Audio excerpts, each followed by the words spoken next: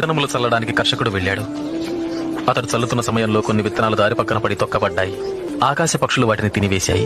మరికొన్ని విత్తనములు రాతి నేలను పడ్డాయి. మొక్కలు మొలిచినను చెమ్మలేనందున ఆ విత్తనములు ఎండిపోయాయి. మరికొన్ని విత్తనములు ముళ్ల పొదలలో పడెను. ముళ్ల పొదలు వాటితో మొలిచినందున వాటిని అణచివేశాను. ఇంకొన్ని విత్తనములు మంచి నేలను పడినవి.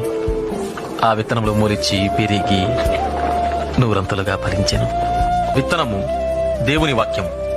త్రోవ ప్రక్కన పడిన విత్తనములు ఎవరనగా వారు వాక్యం వింటారు, కానీ అపవాది వచ్చి వారి హృదయంలో నుంచి సందేశాన్ని దొంగిలించుకుపోతాడు. వారి నమ్మి రక్షణ పొందకుండాట్లు చేస్తాడు. రాతి నేలను పడిన విత్తనములు ఎవరంటే వారు వింటారు, సందేశాన్ని అంగీకరిస్తారు కూడా, కానీ వీరు లేనందున కొంతకాలం మాత్రమే నమ్ముతారు. ముళ్ల పొదలలో పడిన విత్తనాలు ఎవరనగా వారు వింటారు, కానీ ఈ జీవన సంబంధమైన విచారముల చేతను ధనభోగముల చేతను అణచివేయబడి తద్వారా ఫలింపని వారు. మంచి నేలను పడిన విత్తనాలు ఎవరనగా యోగ్యమైన మంచి మనసుతో వాక్యము విని హృదయములో భద్రపరచి దానిని అవలంబించి ఓపికతో ఫలించువారు.